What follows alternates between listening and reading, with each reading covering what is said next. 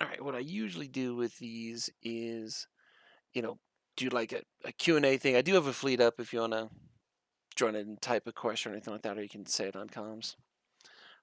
But just kind of how we're doing, is usually just a prompt from you guys of story time. Um, I had in my mind because I think the last one of these we did was before the move. Um, so obviously we just went through a move here a few months ago. See, yeah, Dave's still in here. Faros has jumped in with me. So we've done move stuff. And I thought I might start with some of the stories from the move from when we got kicked out of deck. This was during the Casino War.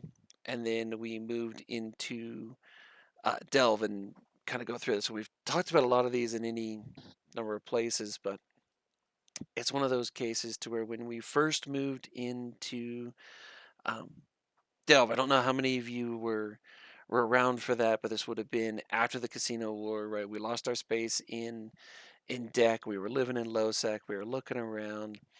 We were staging the invasion actually out right there on our border system there at SAT. We would jump in uh, and we would put up a fort. Right, citadels were a new kind of a thing there. There were no keep stars then. They were all forts. That was about the best you could get. And we'd be sitting there and we would take a couple of systems and then we'd move forward a little bit, take a couple of more systems, move forward. We ended up with, for those of you who know, Asher and have been on some of his fleets. Asher was running mining fleets to help get ADMs up. I kid you all not. He was actually in, and he wasn't even being the gunboat guy. He was actually in a mining barge himself. And we were sitting there. We would kick out drones, and you would just jet can your ore. We weren't even trying to collect it to do anything. We were just trying to get the ADMs up to get better stats and help with the defense and being able to attack everything and to do all those pieces. So we would literally sit in a belt with Asher and we would mine everything and we collected none of it. There were hundreds of jet cans there, just full of ore of whatever we could get into range. This was also before waste, so it didn't even matter. You were just locking it in, mining whatever it was.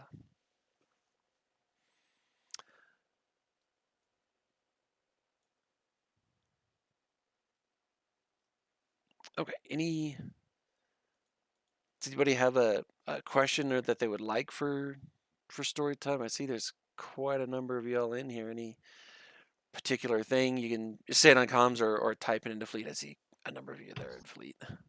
I When am just was the last big war? Um, it depends on how you define last big war. The last big one that we were directly involved in was World War B, and that was in 2020 and 2021. That's when we lost basically all of our space in uh, Delve and in Fountain. Like everything got burned down to the 1DQ constellation itself. The Battle of M2 occurred during that war. So in my mind, that was the last major war. We did have the engagement with what we usually call B2 up in Tribute about a year and a half ago. Somebody can help me on the time on that. I think that was the end of 23 because we were just finishing up that. Um, like that's when Brave joined us, and then we took the new regions and all that we did in the kind of middle end of 24. So depends on how you really want to define that, but in my mind, the last big war was the what we call World War B, which was, or we actually called it Vietnam, and so that was 2020 and 2021. when you say And that what the triggered that? extermination of Farco, not a war. Uh, Sorry, Chase, I'll come back to that in just a second. CJ, what was your question there? I'm sorry, I missed that. What was the trigger for that war, or what caused it to happen, or escalate it completely? So the blocks get together every few years and just decide that they should have a war. This one was led by basically by Villy and Test. Um, they convinced the rest of the galaxy to turn on us. We were outnumbered 3 or 4 to 1 for most of the war. But the basic gist came down to they hated each other a little bit more than they hated us, so their coalition fractured after a little while. They just weren't able to hold together. They never did take the 1DQ constellation. So from that war, Brave was in the enemy camp during that war, and Brave is now in 1DQ. We had a whole handover with them last year when we moved out, where we did a symbolic engagement. I'm not sure how many of you were in on it. It was actually quite entertaining. We were basically brawling with frigates for them to be able to conquer 1DQ. So they actually did conquer 1DQ. Yes, they're in the Imperium now, but we were ignoring it for that part. But it was basically just everybody decided that there should be a war and that goons in the Imperium would be the target. And that was pretty much squarely on Villy's head. How was end of the 1DQ constellation siege looking? Like they were pushing everything, so how this not gave them enough morale to finish the job? Like what happened? I mean, the short version of it, Villy's a fucking coward and refused to engage. That's what it was. They could have done And it. our morale was still high. Yeah, our morale was sky high. David's absolutely not wrong on that. We were there. Our morale was good. But the thing is that when you're outnumbered 3 or 4 to 1, if they had been willing to pay like the blood price, the iron price, whatever you want to call it, for the 1DQ constellation, they could have done it. They simply refused to pay the price. They tried to break our morale and slow roll us, and they realized after, I don't know, maybe 3 or 4 months that it was not going to work. But they just wouldn't. They wouldn't do it. They would not pay the butcher's bill to do it. They tried a couple of times, but were unwilling to truly commit. M2 taught them a big lesson of hubris. Maybe we gotta be careful of our own arrogance on there. I was not directly involved in the initial engagement of M2. I was actually doing fighter bomber and fighter replacement at the time, but I was involved in the gate camps later. Yeah, as somebody just said in Fleet, Service said no. Yeah, there has been a persistent rumor, and I've watched the video, and I suspect that this rumor is true, but it's never been confirmed, that their entry Sino pilot didn't have fighter bombers on his overview. Because if you look at where he lit the Sino for them to come in, there are hundreds of fighter bombers just sitting right there. Okay, nice. Thank you. Yeah, of course. Please, so can you the- tell me? I'm sorry. What happens about Mitani and will he plan to come back? Kind of. I think he was the most powerful leader of Gunswarm. So he was the longest serving CEO of Goonswarm by far. He was over 10 years that he was doing it. The last I talked to him, he is happy in space retirement, doing his things. So will he return? I don't know. I can't predict the future, but I doubt it, based on what he has said and when he left. I don't have a magic ball that will say yes or no, but I highly doubt it. If he does, I will be stunned. Isn't he banned? He's not. Okay. Are we talking about Mitani here? Yeah, so Rose, he did get a ban from CCP about 15 years ago. This is known as the Wizard Hat, issue that occurred at FanFest. But that was like a 30-day ban, like 15 years ago. Oh, okay. That makes sense. I'm sorry, can you tell something about the idea what Fraternity kill their server and they come to kill our server and Gunswarm is only one force who can protect our server from Fraternity? I mean, so Goonswarm was the largest member of the Imperium, but it was not the only one at the time, right? There were a whole bunch of other people in the Imperium that were doing the engagements with it. The server was a big issue as any number of people have mentioned when you get there, tie-dye for those engagements was crushingly bad. We'd have a really big advantage in the iHub at the time in 1DQ, right? CCP changed that when they brought in the shubs, so it's no longer a thing. It was one of the big kind of drivers when we decided that we would leave Delve, is that the iHub was going to shift. We had a fort. I don't know how many of you remember this, but there was a fort directly on not only the grid with the iHub, but it was within 100 kilometers of the iHub. It was right at about 100 kilometers, which means that the fort's weapons were capable of defending the iHub. And more than one engagement when, people like Dave were sitting there in, like 3 TAC D smashing away at the enemy. There was people like myself and some of the other directors, some of the high level GSOL guys were sitting in the fort in 1DQ, popping bombs at them and shooting things at them when they would try and ref it, because it was so close that the fort's own weapons, right, were fully capable of defending that iHub, especially against faxes. They never tried to drop a fax on it, at least not while I was around. They tried several times to Entosis it with subcaps, and they would just get smashed with that fort. It was so close. So it's hard to nail it a one piece. Dave said at the very beginning that our morale never broke. And I agree with him. I don't think it ever did. Some people got frustrated and left. That happens. But overall, our morale never broke. And the thing with Eve is that you can't kill an alliance. It's not possible. If its people are still willing to log in, you can't kill an alliance. Like, you could bankrupt it. They may have to move to low sec. You got to do all those kind of things. But as long as the morale is up and the guys, when you ping the fleets, like if Dave sends out a ping, Ultrari does, Sniper does, Toaster does, Indigent. If any of those guys send a ping and none of you all show up, that's what kills an alliance. But you can't just kill an alliance in Eve. It's not possible unless you break the morale of the people. And our morale never broke.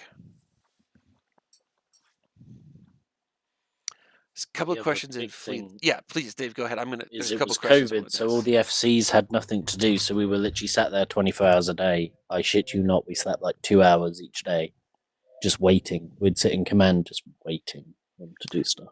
Yeah. I mean, COVID was. Vili picked the absolute worst time to kick that war off because of COVID. As Dave just said, everybody was sitting there going, I was working at home. I would have my laptop in front of my big monitor, doing stuff, and I would keep looking at my big monitor going, oh, okay, there's something going on. I should do that. Let me get to the couple of questions here before I go down. So Margaret, you're asking, wasn't it 6 trillion? I don't remember what the actual number ended up being like in total. The problem is that even today, like going back just a few years, Titan prices and super prices are fucked. So it's hard to back calculate those exact This values. my memory of that is this was right before scarcity actually took effect. So we It were was still after. looking at it. Was after? Oh yeah, scarcity was before the war. Has there been a second wave of scarcity that I'm not aware of? There's like 3 of them. There were like 3 phases of it. So the first phase, they started to reducing like ore in the mining anomalies. There's another one where they changed the way that capital ships were made. They introduced the new components to them. That occurred during the war itself. That was before M2. And then there was another kind of layer to it. So there's been 2 or 3 of them, depending on how you want to count it, man. But scarcity started before the war did. It was one of the things that a lot of us have speculated actually helped get through scarcity like that, is because you had this galaxy-wide war where everybody's like, oh yeah, I've got 5,000 of these, I've got 100 compressed units of that, and let's turn them into things to shoot people with. The actual 72-hour siege, that's another one that's a little bit tricky. It went over downtime. Our guys logged back in right away and were there. They did not really log back in. They kind of did a little bit. The hell camp there lasted for several weeks. There was a couple of breakout attempts, some successful, some not so much. Tell you one was really funny was the silver tickets where we were in the hell camp there in M2. If you were offered to sell us a Titan or a Super, we would allow you to leave. And I was involved in one of those. We didn't know where this guy's ship was. We knew it was above the M2 Keepstar, but we weren't sure exactly where it was. So myself, a few others, I see Heidi up here in command. I think Heidi, you were involved in that operation. Maybe you weren't. There was a whole bunch of recon guys there, and we were just waiting for him to log in this ship, and then we all started hitting it and bumping it out of the bubbles so that he could jump away to a silo that we had established. He docked it up in 1DQ in the palace at the time. Got out of it. We handed him a pile of ISK, and I have no idea what happened to that guy. I'm sure when the enemy figured it out, they probably purged him, but I actually don't know what happened to him. I wasn't any of the ones that lit the sign-ups for things like silver tickets or anything like that. My only M2 claim to fame is I lit the sign-up that brought in Dave Archer's Vendetta. Nice. Okay. Just going through the questions there. Oh, GTV. Damn, man. It's been a long time.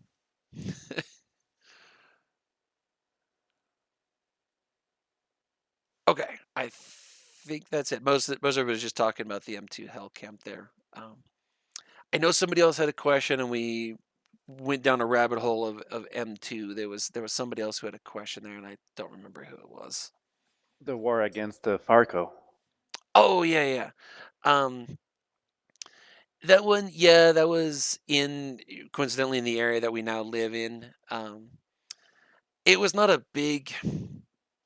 I mean, yeah, it was a war, kinda. I don't think it's unfair to say, Dave, chime in as well. You were there. I think we half-assed that war. It was not a.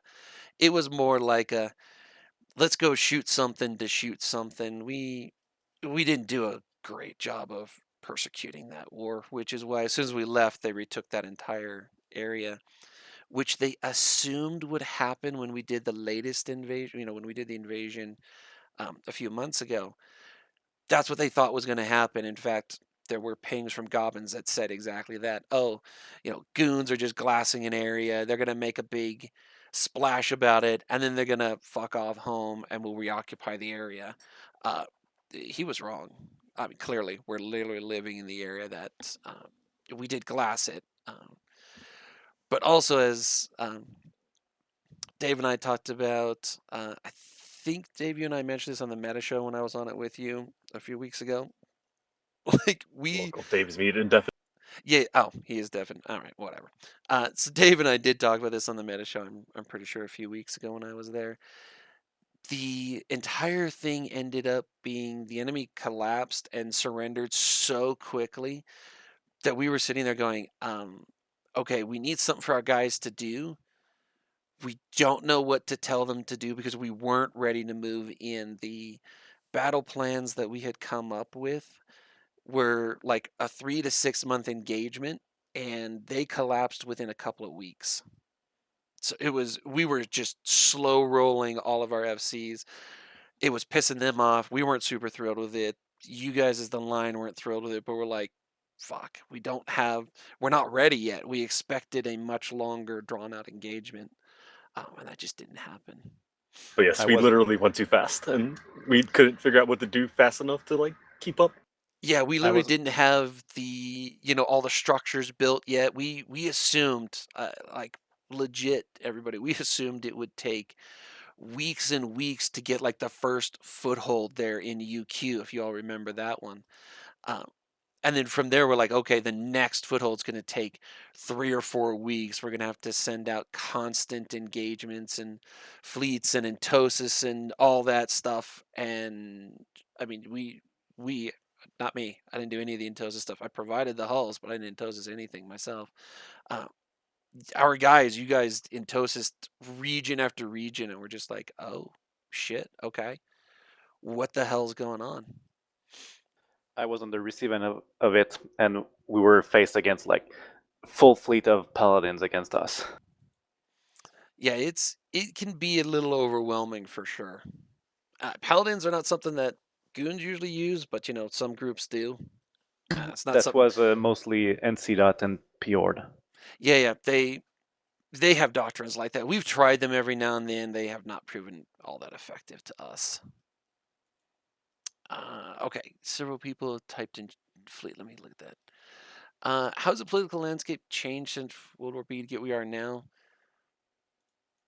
Honestly, Michael, it hasn't really changed at all. The biggest change was the mutual reset of the blocks just at the beginning of this year. And yes, that's post World War B, that's true. But for the most part, it didn't really change. A handful of groups, like changed sides, like Brave joined us. But the political landscape didn't really change all that much. The resets from a couple of months ago have been a bigger change, in my opinion, than following World War B. I mean, Test didn't survive Vietnam. They're shambling corpse somehow. Yeah, they're technically still around, as Heidi says. They technically still exist. I think, if I remember right, they hold Sov in like one system or some ridiculous thing like that. But they're a fraction of what they were. I thought they anchored a Keepstar up in Declan recently. Maybe they have. I have not paid attention to that front, I'll admit. It's so far away from us, I don't pay that much attention to it. Sorry, I'm just going through the questions. So if the war didn't happen, do you think WeDot would still be with us? John, no. WeDot was basically dead and gone before Vietnam kicked off. The leadership had just gone completely AFK. The vast majority of the membership had as well. When I left WeDot to join Karma Fleet, I think there was 5 active people in WeDot, something like that, maybe 6. It was a very, very small number. Quirius, wait a second. So Quirius is an area that is really difficult to hold because it's got horrible ability to be jumped into from other areas. So it's very difficult to hold that kind of an area. Like we used to have a Queers Fight Club, and the local groups that we allowed to control the area were not allowed to own supers. Right, yeah, because it produces an existential threat to us. But yeah, so the area is now occupied by Imperium alliances. The Careers Fight Club was a neat idea. Didn't really work. Kind of did, but not really. That's gone, right? Yes. Yeah, it is. Awesome. Brave controlling Delve. What is it? Oh yeah, we just did that one. Do we know why Goblins didn't fight in UQ? Bert, he honestly expected us to basically, shoot our load on there, glass the whole area, and then turn around and leave. He did not expect us to be fighting a war of conquest to stay. That's my opinion. You'd have to ask him why he didn't do it, but that's my opinion on there.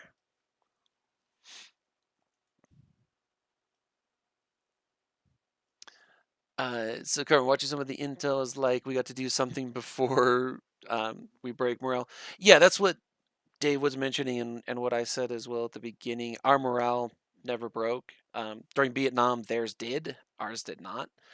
A lot of it was, the old saying is the enemy of my enemy is my friend. That's true to a certain point. But if you don't like that other person, right, you hate them, there's only so much you're willing to do.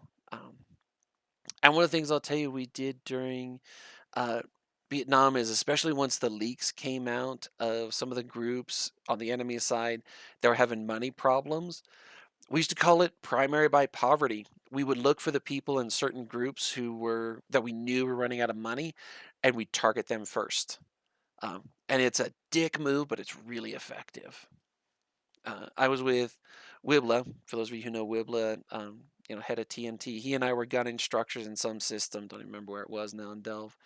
But he and I were smashing fighter bombers left and right, and we pissed them off so badly that Horde had to bring a subcap fleet in to reinforce the structures because we were just nuking fighters and fighter bombers. And we were doing it that way. We would target whoever we knew was running out of money first. Let me see.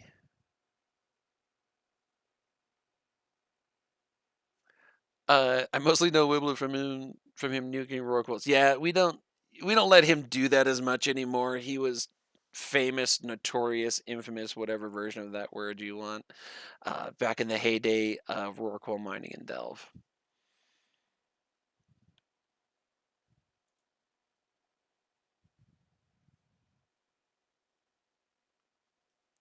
Okay, I'm caught up now on all the questions from the fleet chat as far as I can tell. So, if anybody else has a question like to put in there, or again say on comms, either way.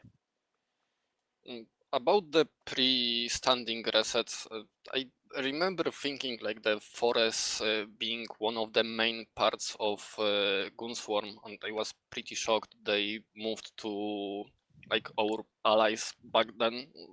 Was there some kind of story behind this, and is my imagination of forest being big part of Gunswarm back then correct? So I mean, they were a corp in Groomsworm. That's true. They were not the smallest corp. They were not the largest corp. There's always a story behind it, and it's one of those things of I was involved with that, and I'm not going to tell you the history behind it because it's a Diplo thing, and we don't release Diplo logs. It's one of the cornerstones of what we don't do. So is there a story behind it? Understandable. Yeah, Thank you. but yeah, they were not like. It was a little bit of a surprise to me at the time. I will tell you, we saw the writing on the wall coming. Where they moved to was a little bit of a surprise. That they moved was not a surprise. Okay, thank you. Yeah, of course.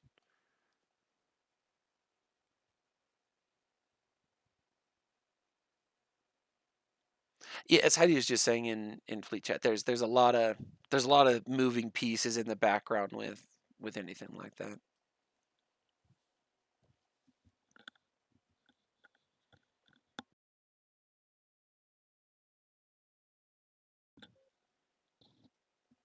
All right, any other questions there?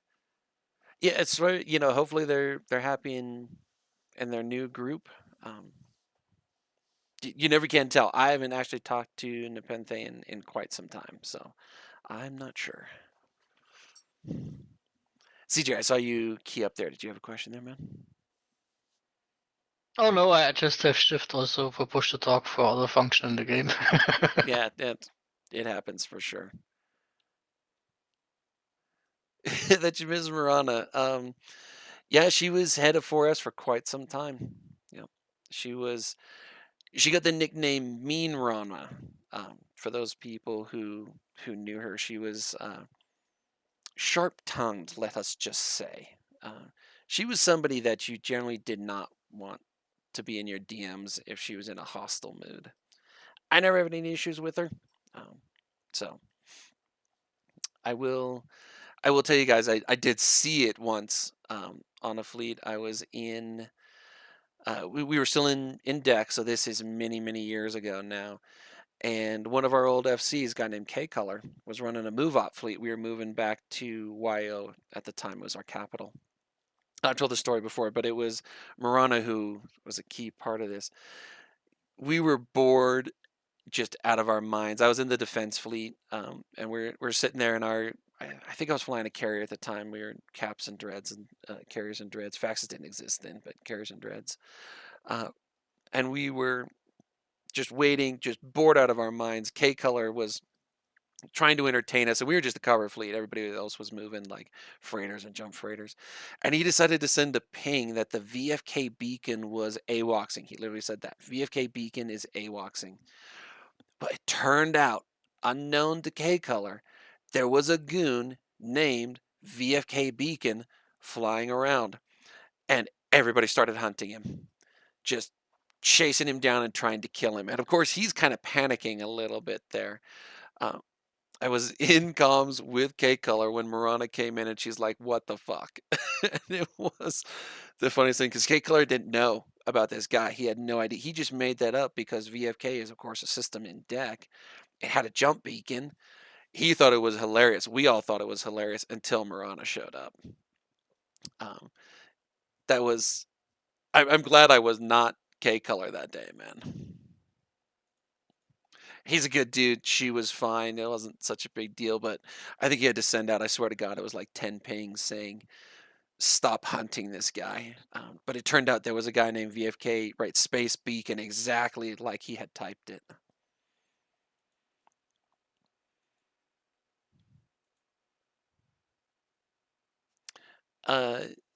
Cora, since I've been around for a while, how do you be useful but avoid promotions?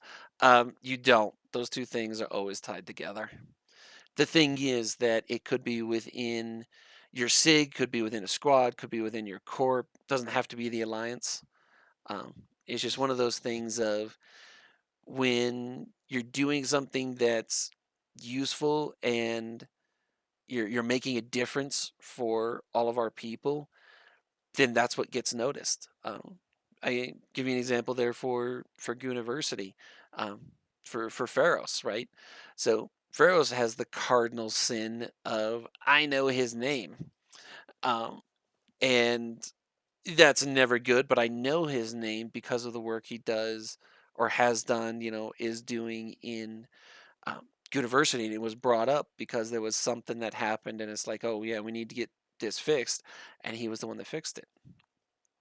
So it's one of those cases of if you want to be helpful, and I encourage you all to actually be helpful with each other, right? This is a social game after all. If we don't want to be logged in with each other, we don't want to be doing this, then Goonswarm's not going to survive. Did the Alliance take over the free Myrmidon program? So Micro kinda Gooniversity does that. Karma Fleet used to do one of those as well. I know a lot of corps do things like that, but Gooniversity does the Myrmidon ratting program stuff now. Yeah, I know you did. Yeah, I know you did, Micro. Yeah.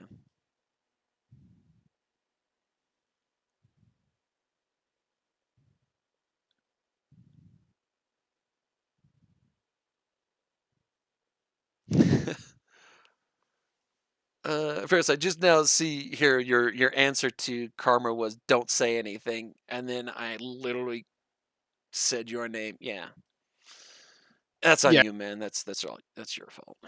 It's okay. Pharos is a good boss. He just needs to accept that.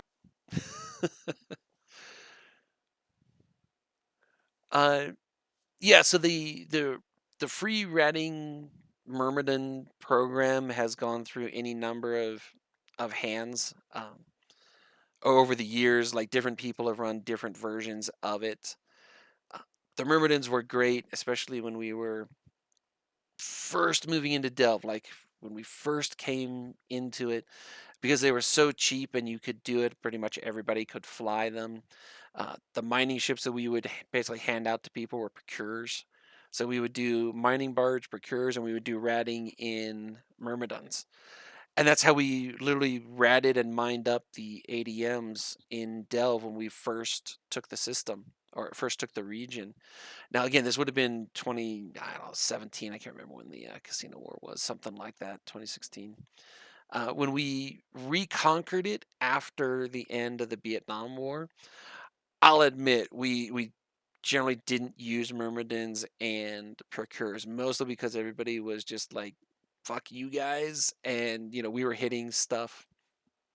I was on a fleet with Apple Pair one night. We were hitting Pocos, and I was going to form like I told Cord, I was like, hey, just go out there, have the SCs go out there with some siege bombers, just use torp bombers, or whatever, just send out like 4 of them. And Apple chimed in the command stuff. He's like, no, I'm going to form supers because I want our guys to be able to use supers and hit Pocos. I'm like, okay, Apple. I don't know how many of you guys remember this, but we were reinforcing a Poco within 10 seconds. Like most of the people's fighter bombers wouldn't even get to it, and it would be reinforced. So I'm on the fleet with him, and I stopped even launching my fighter bombers. I'm like, Apple, I'm just going to record these in RC2. He's like, all right. Because we were repping them. We were reffing those things so fast. Because I think he had 100 super carriers. It was some ridiculous number like that. Yeah, and not only was it a capital fleet, it were super caps. We were using super carriers. We weren't even using carriers. We were using super carriers on that.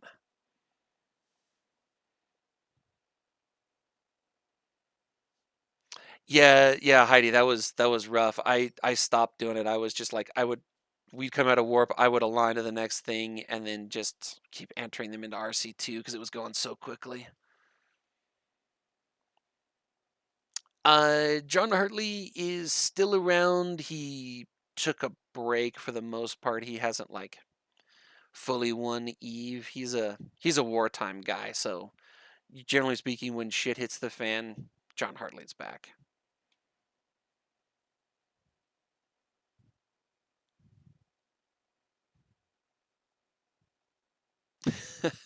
Yeah. Using dreads, yeah. There was a weird bug in Poco's at the very beginning. Sorry, it wasn't Poco's. It was Astra Houses. The enemy one Christmas decided to spam us with Astra Houses over Christmas. It was a big, just giant fuck you from Gobbins. We were all just like, seriously, dude. They dropped, I don't know, 20 of them or something like that. We just call them roach motels. They dropped a whole bunch of them in NPC Delve, and this was before cores. Yeah, this was before cores. And we were sitting there. We had subcap fleets around, but we were all pissed. We're like, fuck this. And so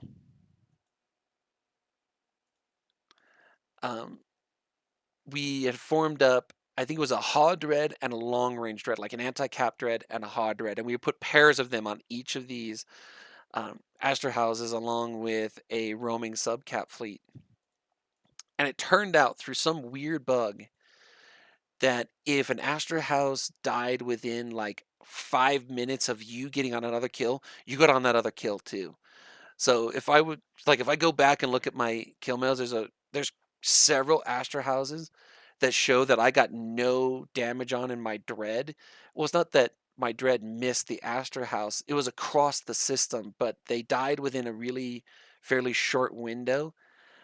And there was just a bug that you could get on a kill mail for a Citadel because you had shot another Citadel in the same system within a fairly short period of time. It was 5 or 10 minutes.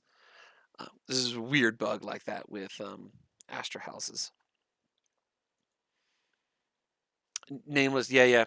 We were dropping dreads on those because everybody was hacked off, and so we put a HA dread in case they decided to contest them, and they didn't. They didn't contest a single one of them. So we dropped a HA dread and an anti-cap dread, basically side by side, just right next to each other on each of the Astra houses.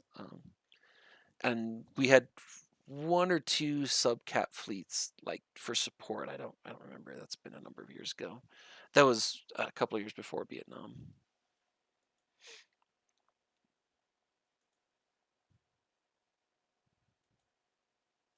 Yeah, the cores that somebody was just mentioning, those are Citadel cores. Those were introduced basically during the Vietnam War. So if you had a structure already anchored, you didn't need one of those cores.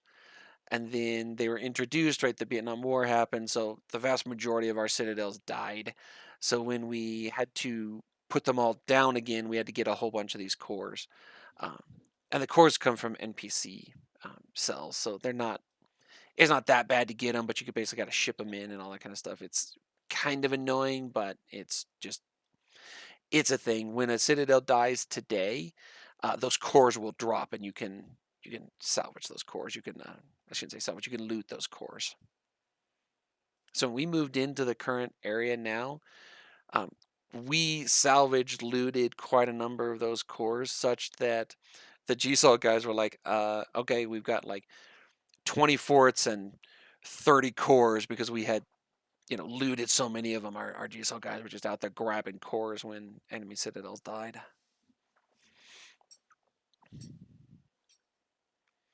Yeah, they did that too. We snaked quite a number of cores from the enemy in Delve as well. Yep.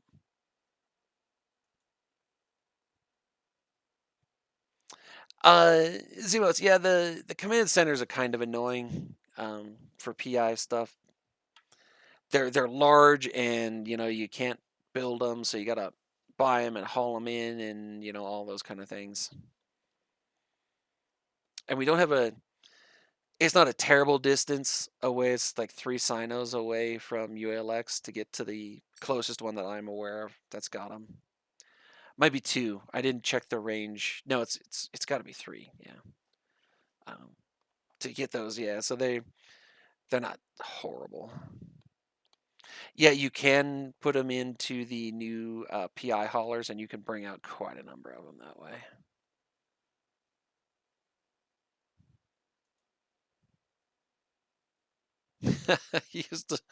used a freighter with a wormhole. I love it.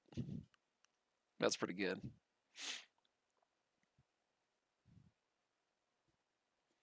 The last move up I was on when we were doing those, I think we moved the equivalent of like 3 or 4 full freighter loads of them, something like that.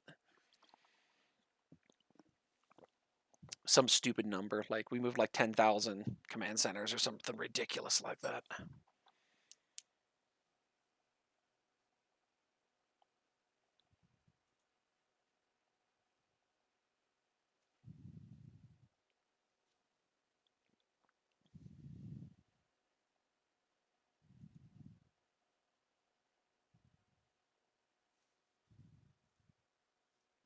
Okay, do we have another question? We've been going about 45 minutes. I usually try and keep these to an hour or so, but do you guys have any other questions or prompts for story time there?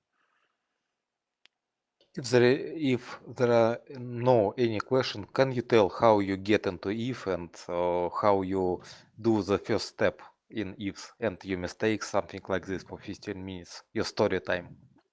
So I started, is going to be 16 years ago now. I started in 2009. And it's one of the, I actually started in 2008. And I didn't get into it at all. I did literally nothing. I didn't even make it through like the first 5 minutes. I think it was terrible. So I really started in 2009, the fall of 2009. So 15 and a half, coming up on 16 years for me. And I started as pretty much everybody does in HiSec. I didn't really know anything about EVE or anything like that. I was just ran across it one day, and I'm like, oh, okay, this is interesting. And was mining, was doing ratting, that kind of stuff.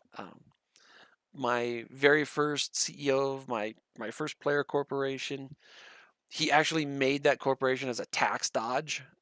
I kid you not, right? If you at the time, and you can still do it now with skills and everything like that, but you can set your corporation taxes lower than NPC taxes. So he had made this corporation for himself, literally as a tax dodge. And I ran across it when I was looking for a corporation. I reached out to him to join, and he's like, "What the hell?" I've known him almost as long as I've been playing. I literally met him in 2009. He still plays. He's not in Goons or the Imperium or anything like that, but he's still around. Through him, I got connected with another corporation in late 2009, and I ended up involved with them in Wormhole Space at the very beginning. So I lived in Wormhole Space. I've done that twice through my EVE time. That was the first time. I ended up as well, they called me the ammo guy. I was the production guy, built the ammo for the corporation. I used to supply, for those of you who remember, RVB, Red versus Blue.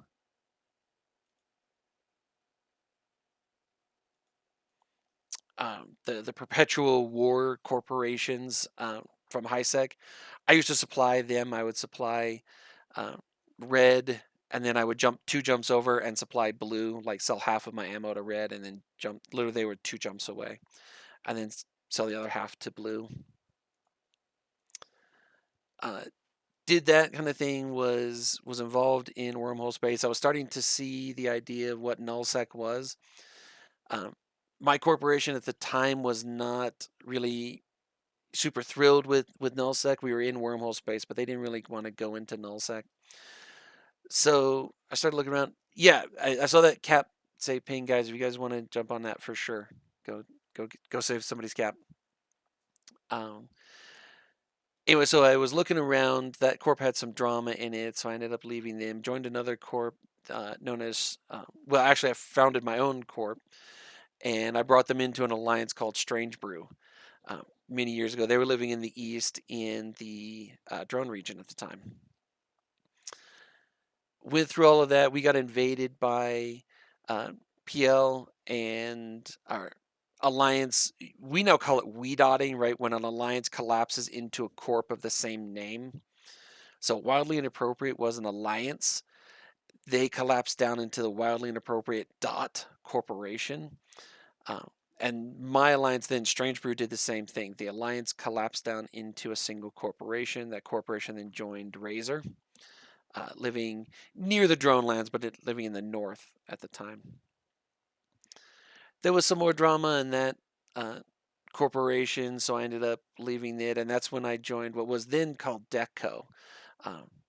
And I ended up bouncing around from a couple alliances. I was in TNT for a little while with Wibla. We talked about him earlier. I was in a member corp with him. I was also in, is actually the same corp. It had changed alliances in FA, Fatal Ascension. And then I ended up, that corp just wasn't working for me. Just great guys, but they were all Aussies. So it was just me. I was the only American in the corp, so I never saw them. They were literally on the opposite side of the planet. Never talked to anybody. It was really kind of dull. So I moved then to HiSec. I had some real life stuff going on and was kind of taking an Eve break. I didn't really take it, but I was out of nullsec. And when I came back, I joined Wildly Inappropriate. Again, dot. It was we dot. I ended up as the SRP guy for WeDot. I processed all of the corp level SRP. Wasn't involved in the alliance with Atrim and his group. I was doing just the corp level SRP. Made it to a subdirector there. Was involved in what became Gooniversity. It wasn't called that at the time. It had a different name. It was called Little Bees then. And joined another group known as Liberty Squad, which then became a SIG called Reavers, which Asher was running. And I got involved in University. I was involved with, I was chair of classes. I was named chair of classes for University. And then I was the SRP guy in my corporation, and I was the HR guy in Reavers. Wildly Inappropriate dot, right, ended up just kind of fading in the background. Too many people went AFK. The corp just ended up being completely inactive.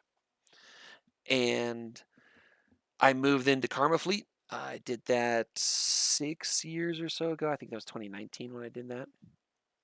About a year after that, just before Vietnam kicked off, this was the summer of 2020, Asher came to me and had me create a group called Procurement, and that's when I formally joined the Directorate, is when I created the group that we now call Procurement. It had a couple of different names at the beginning, but Procurement is the most common name for it now. And that's when I joined the Directorate then.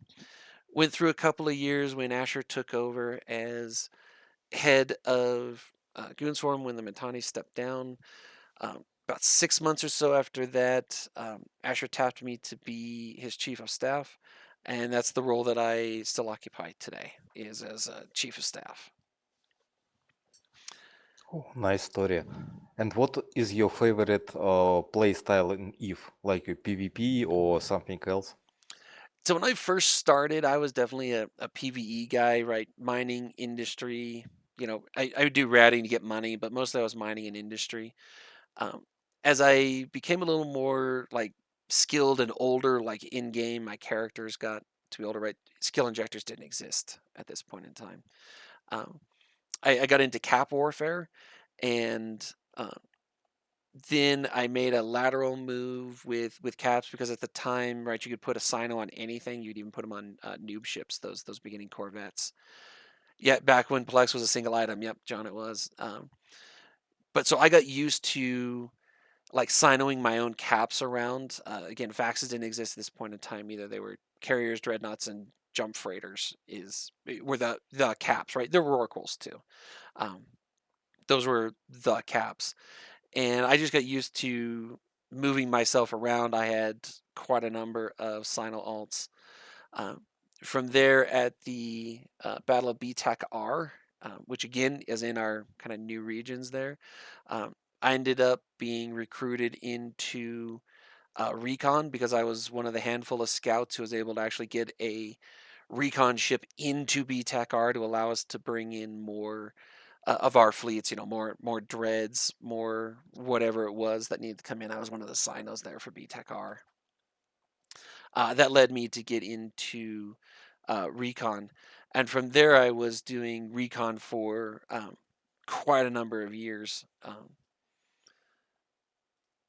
And it's something that I had a number of Sinal alts. For those of you who have been on the Locust fleets that we just did last month, we got another one coming up in about 2 weeks. And the one in January, I used to do basically all the entry sinos for Locust fleets, the old ones, back before Vietnam. That was pretty much me doing it with John Hartley. And so he and I would sit down and we would basically run all the Locust things. He would run the fleet and I would do all the sinos. So the honest answer to that, man, is it has changed. It's one of those to where I still do a lot of the industry and things like that. With procurement, I'm still involved with that. But I do a lot less like direct like combat stuff. I was also a Logi pilot. I used to do for those of you who remember Repstorm when it was first created with Sothrasil and Arendis, I was the third kind of member of that. It was really the three of us that started it, but they did most of the work. So, I was in kind of the OG group, but they're the ones who did the vast majority of the legwork on it. So I was a Logi pilot, a Logi anchor, used to do that. When I fly subcaps, that's pretty much what I fly as Logi. But anymore, I actually don't get to fly subcaps anymore because my name is a little too well known. So when the command sees me, like I've tried to hide in regular comms, and they usually see me and drag me up into command to do sinos. So the vast majority of stuff when I fly subcaps anymore are recons to move our caps and supers and things like that around. And then I'm usually in those fleets as well with my Titan or my super. Is there a SIG for that? It's just for like moving things around. It's just recon does that. Okay, there's like 4 questions posted here. Let me go through this here. Yep, cap died. Yeah, that happens. John, you mentioned Plex was a single item. It absolutely was. For many years, Plex was a single item. It was also called a GTC, a game time code. It was 30 days. It was 30 days of playtime at that point. And so if you see a lost mail from 2010 to about or up to 2015, I think it was when they broke them. Yeah, there were 90-day codes too. And if today, if you saw somebody lost like 100 Plex, you'd be like, oh man, that's a bummer. In 2011, 2012, if you lost 100 Plex, that's a fuckload of money. Because that's 30 days for each one of those Plexes. Yeah, so it's 100 months worth of game time. And this happened because Plexes could not be remotely activated or anything like that. You couldn't move them, like the Plex Vault didn't exist. So if you wanted to Plex your account, you had to physically bring the Plex to the station you were in, right? Or bring your alt to wherever that station was, where the Plex was. And any number of times people would, this happened to either a PL or an NC dot guy, and I don't remember which. I think it was PL. He got caught in Jita and ganked, and he had something like 1,000 Plex in his ship. It was, and they all died. Like not a single one of them dropped because they were all in like a single. That was the most expensive lost mail that any of us had seen, basically until like Asakai and BTAC R. It was insane.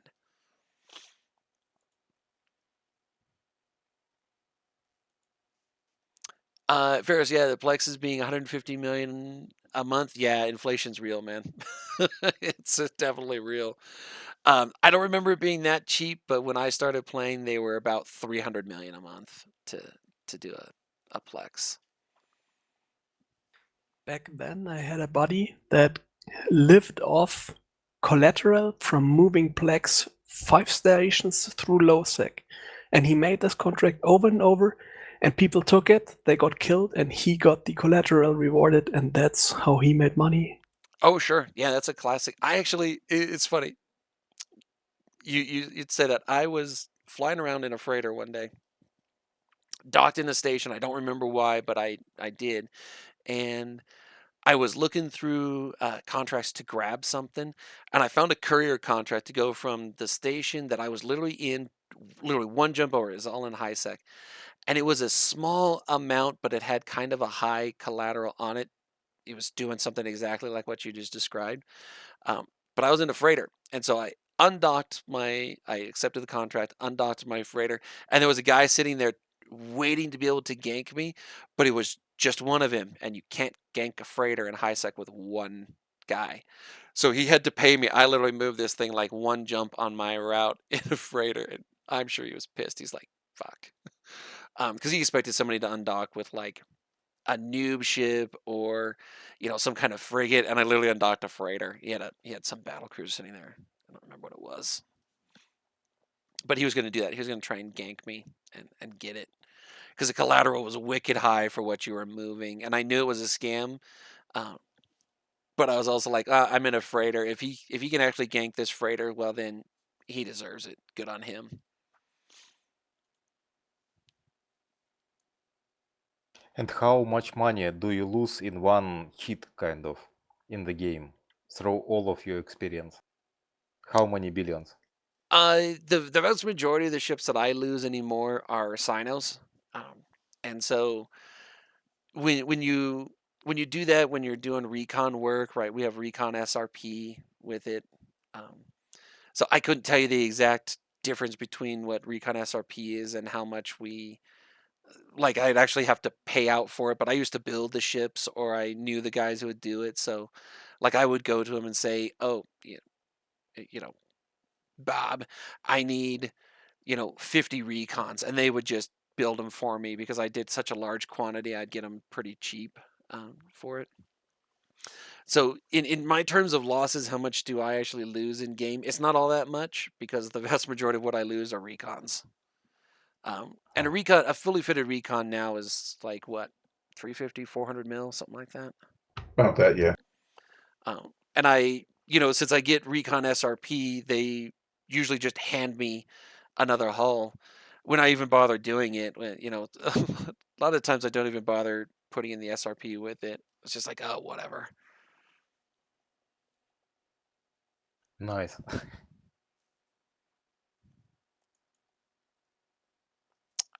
So John, speaking of carrier routing, you can't do this anymore, but back in the day, when you could use geckos, when carriers could use regular drones, you get a max skill gecko and put all of the drone control units in it.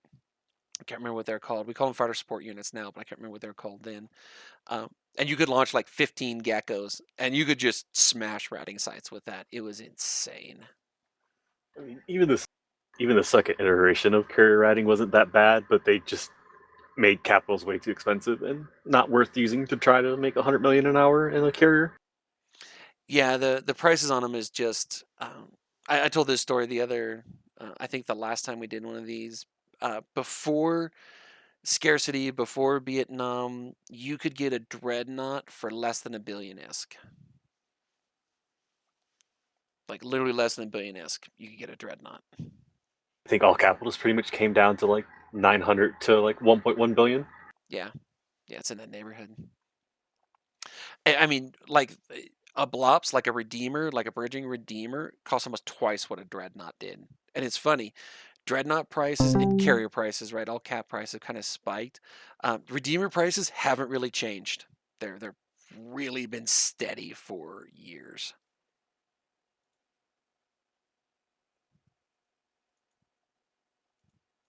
Yeah, Redeemers are like 1.3 bill now, and the motor 1.5.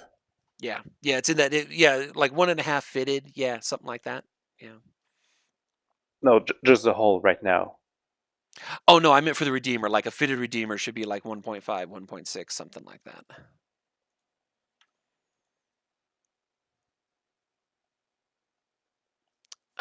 Okay. So do I make my own recons or do I have a regular supplier? The answer is yes. I do make my own on occasion. Most of the time when I have a need for them, I've got some builders that I poke and I'm like, hey, I need some recons. Usually, how this goes is I probably poke Ranger for this, and then he goes and pokes his friends. I was gonna say it, but yeah. So Heidi does a lot of the kind of recon stash cache kind of stuff. So basically when people like me use them all up and we die and then we're constantly getting them out of the hangar, then Heidi's like, god damn it, we've only got like 10 of them left. And then usually he'll come to me and I'll build, or I will procure even 50 or so of them.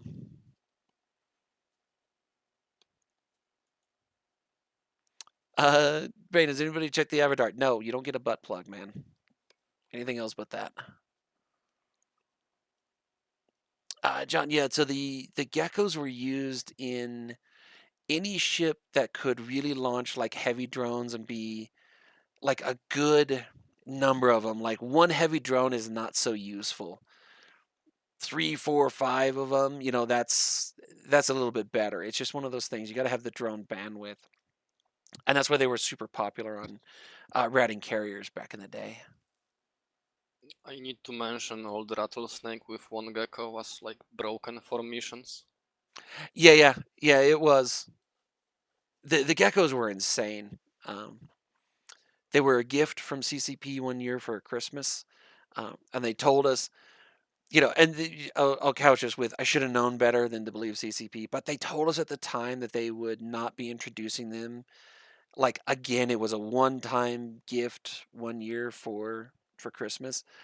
So, like, I started buying them off the market and stockpiling them, and I ended up with quite a few of them. And I just sat on them and just waited, right? Because there's no blueprints, you can't get them, like they're not loot drop, there's nothing like that. So when rats killed them, or you caught somebody ratting, blew up their ship, right, etc., all those things, their prices just kept going up and up and up, and I was like, this is awesome. And I was just getting ready to sell mine when they introduced them again for another event. I'm like, fucking CCP. And they crashed that market because they gave everybody, I think, like 10 of them or some ridiculous number like that. The market just crashed. Sorry, I'm late. Hey, Lorraine, how you doing? Oh, good friend. How are you? Doing all right. Oh, Pharaoh's talking about, yeah, you could assign fighters to blockade runners. Yep, you could. As long as they were within a system, you could do that. I had a guy assign fighters to me, and we were sitting on it, and he was getting mad that his fighters kept getting killed. I'm like, dude, you told me to target the enemy. I'm targeting the enemy. What? What do you want me to do about it? Nothing I can do about this. Yeah, but will his fleet get papped? Well, not for you. I'll kick you out of the pap before I do the. I'll kick you out of the fleet before I do the pap there. How about that?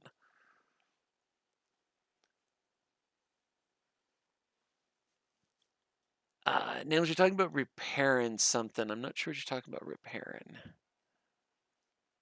I think they're talking about the Avatar production ban and how if you want to acquire an Avatar, you don't actually build an Avatar. You build a other useful Titan, and the Alliance trades you for an Avatar. That's true. Yeah, that's true.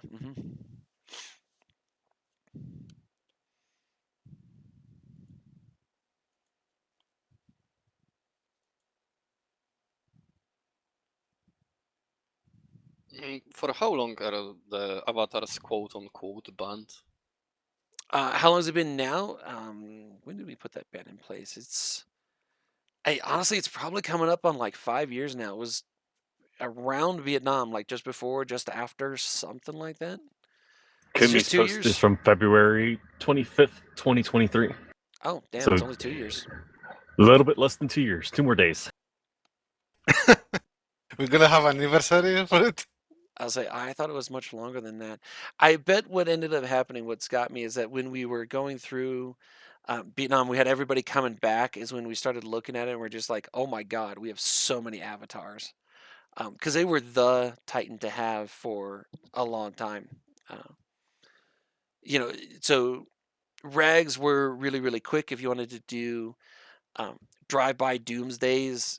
Avatars, you didn't use an avatar for that; you used a rag for it. And then it's just like, oh yeah, the other two kind of exist, but you never really saw the other two. It's just like you'd be hard pressed to even think of their names, right? So you got the Erebus and the Leviathan, but they just weren't really used that much. The Avatar was the Titan to use for a really long time. Yeah, so the big ones now, I think the most like popular flavor of one now is the Leviathan. Like if you're going to get a Titan now, like a new Titan, most people are looking at Leviathans. Like if you want any Titan that's objectively the best, it's probably the Levy. But at this point in time, any Titan's a good Titan. Yeah, I mean, no Titan is worse than having a Titan, even if it is a Avatar. Bane, so missile trash. Yeah, so here's the thing: if you're in your Titan and you're using the missiles or turrets on there, something weird's kind of going on, right? Most Titan engagements involve doomsdaying each other. You don't see that too much where you have like weapons free on the guns, right? Which most people just say guns even when they're talking about levies with missiles, rather than just doomsdaying something. I mean, it does happen. There was a breakout attempt in M2 where that was the case, where the order was literally given of free fire dreadnoughts, and that was just the most insane thing. Can you firewall a levy? Yes, you can firewall any missile. It depends on the speed of the missile, right? These little like tick things, they teleport, and then the size of the smart bomb. So can you firewall them? Yes, you can. You have to get the size of the smart bomb to be matching to the missile characteristics. So like a small smart bomb, not so effective against, certain kinds of missiles. Large smart bombs are generally better because it's an area effect kind of piece. So the faster your missile moves, the larger the smart bomb needs to be able to firewall. Like it's hard to firewall a Barrias fleet. Yeah, it's hard. It's not impossible, but it's harder, right? You need larger smart bombs to do it. Again, it's all based on missile speed. The faster the missile moves, the harder it is to firewall them. Is it universally better to have bigger range smart bomb, or smaller smart bombs can be better for some of the rockets? In my opinion, the answer is yes. You want to kind of tailor it to it. So larger smart bombs will be more likely that you are to hit them. But the thing is that when you get those larger smart bombs, then it's harder to put groups of them together, right? Because you're going to hit other things too. And they're harder to fit. Like your smaller smart bombs are going to be easier to fit onto different ships. So it's all dependent on the kind of missile you're going against. Are you going against rockets? Well, if you use a large smart bomb against rockets, you're almost certainly going to hit it. But rockets are usually found on frigates, and so what are you trying to defend with it? Most people use medium or large smart bombs, and they're usually used on cruisers when you're going to firewall something. Hacks are a common one. T3Cs are really common to do that. You can put them on battleships; they work really well. Space the name of the ship. The Macarial, smart bombing Macarials are fantastic for ratting, right? The area effect ratting versions of those things. And that's all firewalling. It's basically just taking those and scaling it. Why does this remind me of the meme, the missile knows where the missile is because it knows where it isn't? There's a little something to that. Missiles have an odd kind of thing, right? Because as you fire them, they are an object that travels through space, but they don't continuously travel through space. They like jump. They're like flick in and out. of existence. So the smart bomb has to hit them in the server tick when they're actually like in space as a solid object and do enough damage to it to kill them. Bombs are the same way. Like when you fire a bomb like that with defender missiles and all those kind of things, it's the same basic idea.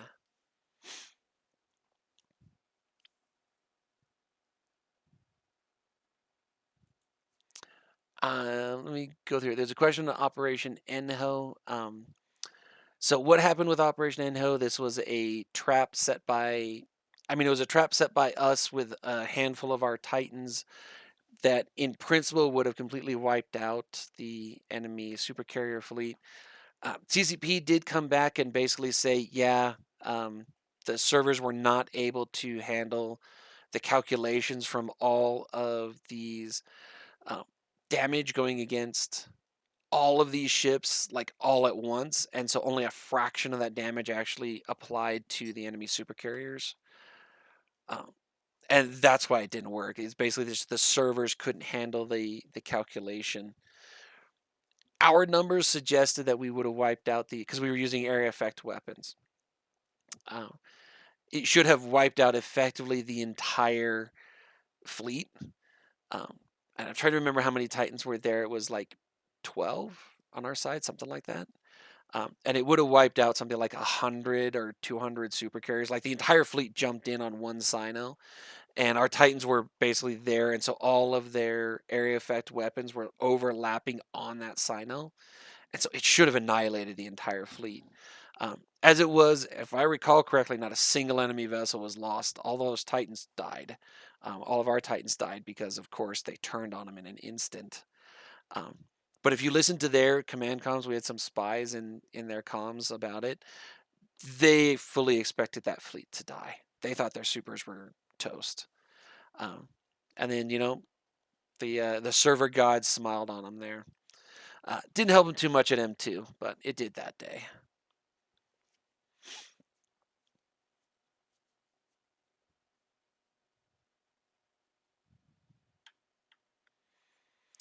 Yeah, Michael, there's some issues of things counting in tie-dye that don't count the way that they should. Like certain pieces count in real time, even if there's tie-dye in the system.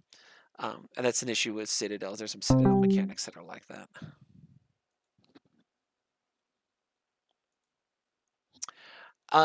Guys, so this is the thing that Arcadios was talking about. I was warned that this fleet might be coming. It's about this time, so I think we'll call this one good right now. Hop in.